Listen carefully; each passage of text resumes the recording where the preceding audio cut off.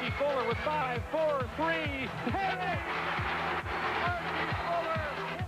Great penetration, great pass, a lay-in by Sizemore. This is Rocket Replay with University of Toledo head coach Larry Gibson. Brought to you by Kroger Food and Drug, State Farm Insurance. Like a good neighbor, State Farm is there. The Lion Store, Franklin Park, Southwick, and Northtown. Society Bank, where to grow. Sports Care, the Northwest Ohio Center for Sports Medicine at the Toledo Hospital. And by Toledo Edison. Nice pass. 3 on 2, left side, layup there. Good. Sam with 3. Will he get the shot away? It's a launcher. It's good! It's good! The Rockets have won it!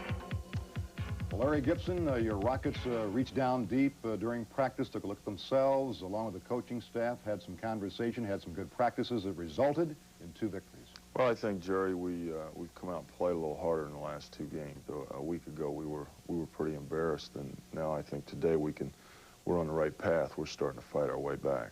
All right, we have highlights of both games, the Alcorn State game, and of course at Sac State. So let's roll first of all the game at home at Savage Hall, one of our lovely cheerleaders as we get going. And this ball club, Alcorn State, with a blind pass slam dunk, had some good athleticism. Very young club, but a very athletic club. Alcorn State's got a lot of tradition, and you just saw Fred Ashley slam it home. They showed the 2-3 zone against you. Yeah, they came out early in the zone, which I thought helped as you see James Heck finding Scoop Williams in the short corner. Good ball movement against the zone. John Defoe flashing from the weak side, catches it low, and is able to get the basket in and chance it in an old-fashioned three-point play. This club not only moved the ball well offensively, but you'll see here sometimes they moved it a little bit too quickly, and it results in a made at the other end by the Rockets. That was a good effort play by John Jacoby getting on the floor, getting after that ball. Here we lose a man in transition, and they were able to pull up and hit a 3. And that didn't make us real happy, that particular move. Again, dribble penetration against the zone. Good cut by John Jacoby. It was a good catch. And Scrutchins finds him in the interior of the zone. I thought we did a good job of being patient, finding open people. Another example of that, John Defoe finding Calvin White in the middle of that zone. And they threw some different things at you. They went to man-to-man in the second half. Yeah, they did. They showed a few different defenses and some pressure and varied their defenses, and that was good for us. Good defensive play here. Good, the lane opened up, but we closed it down on a good help and recover, and we got an easy steal and an easy run out by Archie Fuller. Again, Alcorn State in the dark uniforms, but an errant pass, and we'll see at the other end what happens Alert here. defensive play by Archie, and results in 2 points on a 2-on-1 fast break. Working that perimeter. They're a little slow getting out, and some penetration here, and it results in 2 for Scrutchins. Sean played 2 good games this week, I thought, and I think he's going to be a key for us because he gives us a big guard, and we definitely need a ball-handling guard. Craig Thames on the steal and takes it all the way on the slam there to get us started in the second half. And a steal themselves. A little bit of a miscue on Craig's part, not looking at the defense, not reading their defense, and then maybe we didn't go get that ball quite as strong as we should have. Here you see a good, strong rebound by Scrutchins to Fuller, and it results in a Scoop Williams easy shot. And the crowd at Savage Hall, I like that play.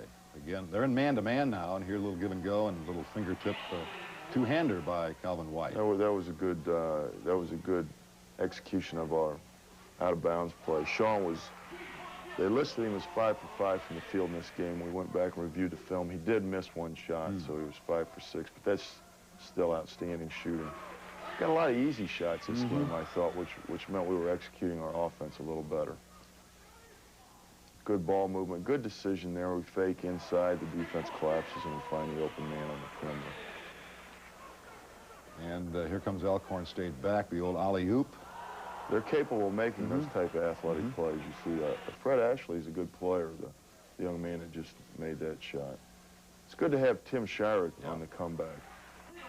Working himself back in after the minor knee operation, condition-wise. Good look. Joey Gardner on a fingertip roll. Joey gets on the board. Now, that's really good for our team, good for morale to have everybody get in the scoring column. And the final score then with the Rockets winning it. And then, of course, we take the long trip out to Sacramento, but it turned out to be a good trip. It was a good trip, and I think it was good for our team to take that trip together. Folks, don't go away. We'll have highlights of Toledo and Sac State when the Rocket Replay returns.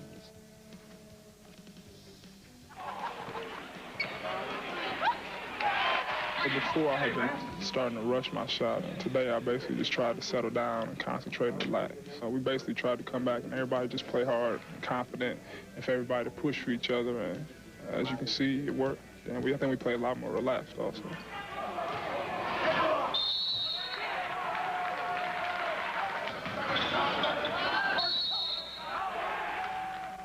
Execute a lot, we did what coach, told us to do. This come out, they willing to come out and play a physical game with us, and then we capitalize on the mistakes they made, and play the kind of ball we're supposed to be playing. Scoop's coming along, and with Scoop coming along, the rest of the team coming along, the Rockets pick up their second win, this on the road. Well, I thought Scoop had a good game against Sacramento State. And I think the thing that we need to keep in mind with some of our guys is they're about 6 games now into their Division I college career. So if we can make continued improvement like Scoop has, we should get better and better. Let's go to Sacramento State via the video with Scott doing a great job. And here's a program that has become Division I in the last 3-4 years. And we see, of course, the Rockets in the Traveler here. An errant pass results in the slammer at the other end. I think Sacramento State is a team with a lot of very good athletes. And they get off to a quick start. They're not able to contain their big man there, Edwards. And we just had some difficulty. Archie gets us off to a good start, though. He's able to hit a couple shots. He gets on balance. They leave him open. I think that was a big key in this game, as this was probably the best game that Archie's played of the year. That's your first lead, and from that point on, you really started putting it together. Nice move by Sizemore inside, gets the easy lay-in off the glass. He pinned the Sacramento State player very well. It was a good pass from Sean Scrutchins.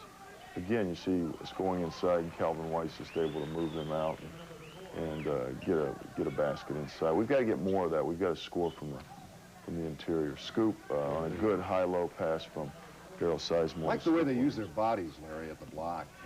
Well, we've really been, you've seen practices, and we've worked on that. We get the old blocking dummy out. Craig Thames with a good on-balance shot there. Some of the crowd supporting the Rockets there. We had quite a few people at this game. John Defoe on a drive here, and a good baseline drive and a jump shot. Had close to 30 of his family and friends in. Seems like everybody's got a few relatives in California. James Heck. Good fast break here from Heck to Craig Thames. We were scoring in transition and out of our half-court offense. That was a good break there. Scoop is a player that can run out, get some easy baskets for a big guy. See good ball movement here. There, again, you see Archie plant his feet and get the ball in the basket. Archie was something like 8 of 9, I believe, from the field. Yeah, he had an excellent night, excellent shooting night, and I thought he did an excellent job of defending, too.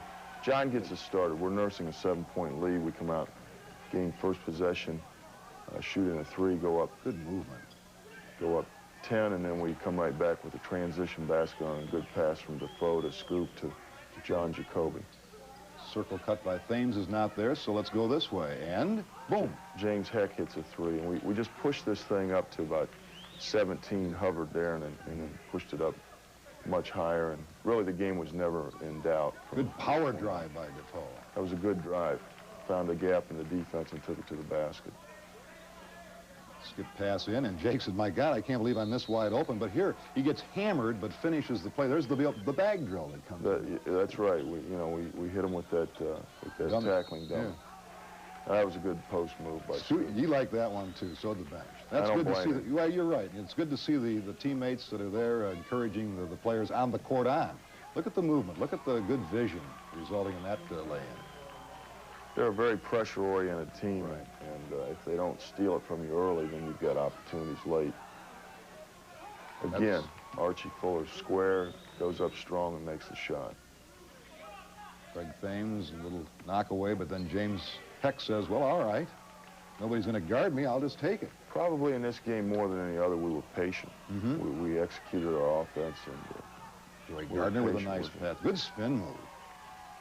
It's not a move we work on every day. Well, I understand. Calvin White was suffering from the flu, and I thought played a real solid game. That was a good trip for us. That was an excellent trip. I thought we came together a little as a team, doing some other things away from basketball. Exactly, and a lot of times when you take a trip like that, you do come together. You're with each other for 2-3 days. Get a little closer. You bet. Time now for our play of the week. So, Larry, what do we have? We've had some good plays out of both games. Well, we have a play that I think maybe this is our step back. You haven't seen us get on the floor a lot this year. I haven't been pleased with our effort to loose balls, but I definitely am here. You see John Jacoby go full out, dive, come up with the loose ball, alertly find the open man, Craig Thames, who pitches ahead to Darrell for an easy 2. And if we get that kind of effort on a continual basis, then I think it's going to go a long way towards helping us become a much better team. Exactly. Well, stick around, folks. We'll have more on Rocket Replay in a moment. Our Sports Care Rules of the Game feature continues its examination of academic requirements for high school athletes. We'll have a profile of forward John Defoe when we return. Well, I think so. I think you really see, everything what's going on out there, and you kind of observe, really what to expect when you get up in there. So that's what I've really been doing, and I think it's been playing off for me. I was just in the zone, I really can't, explain it.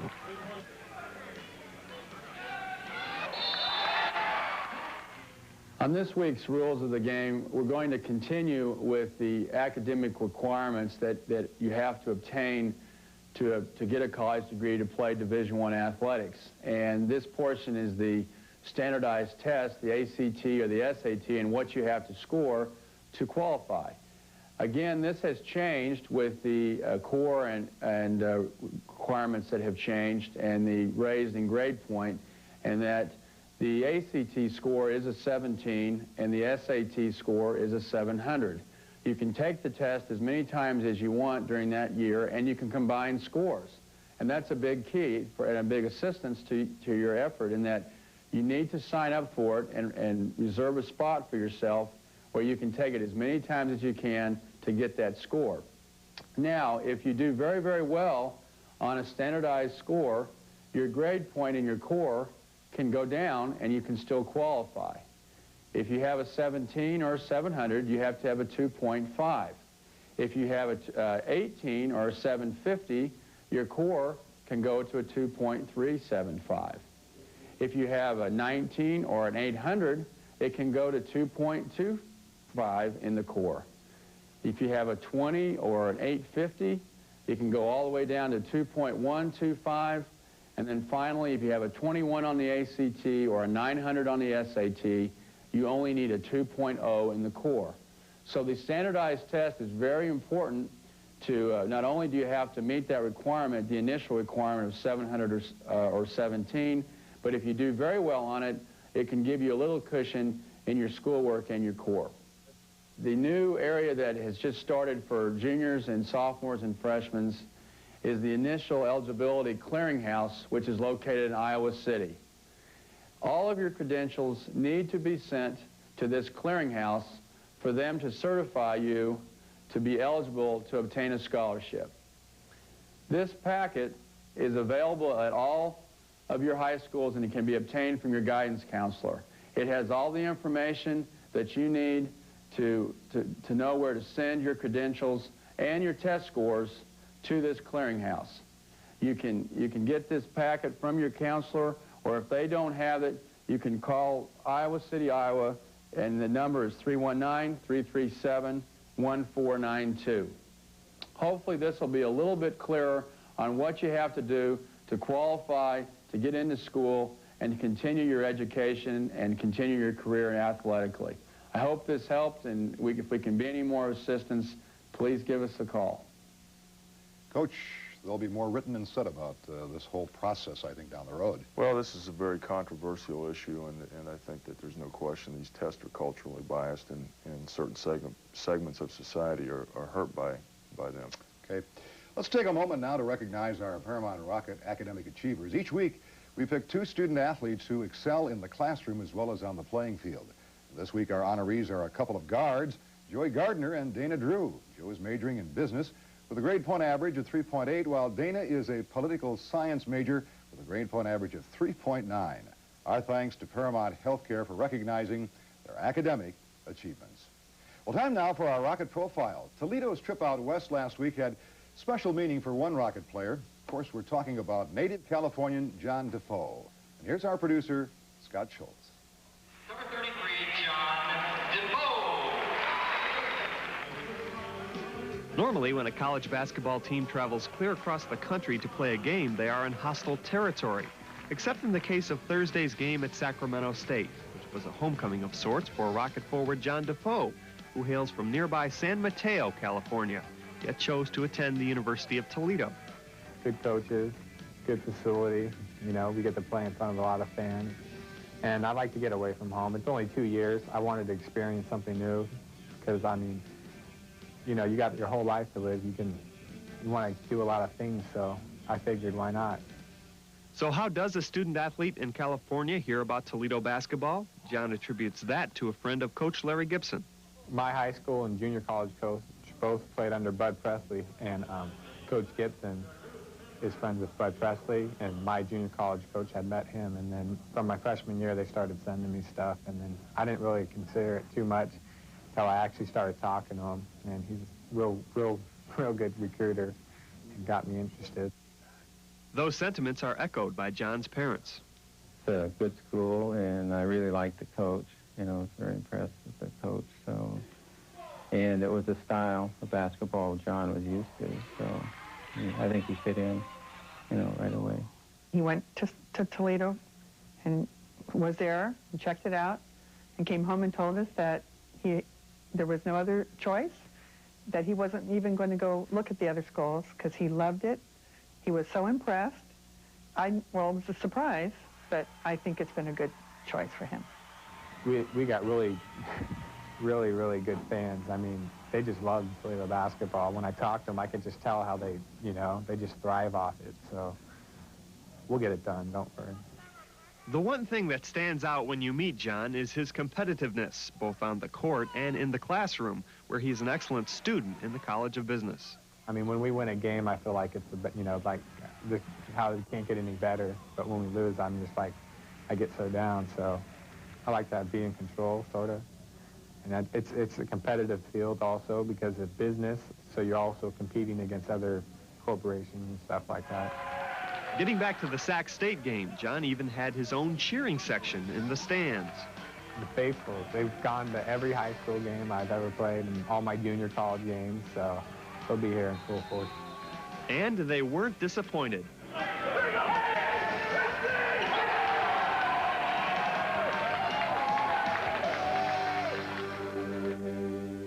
Remind you that the 18th annual MVP Classic will tip off Wednesday night at 7 o'clock. Tickets still available. For more information, call 537-GOLD. 537-GOLD. Larry Gibson, maybe the strongest field you've had in some time. It's the best tournament field that we've had since I've been here. All right, for more on the MVP Classic field, here's this week's Kroger Scouting Report.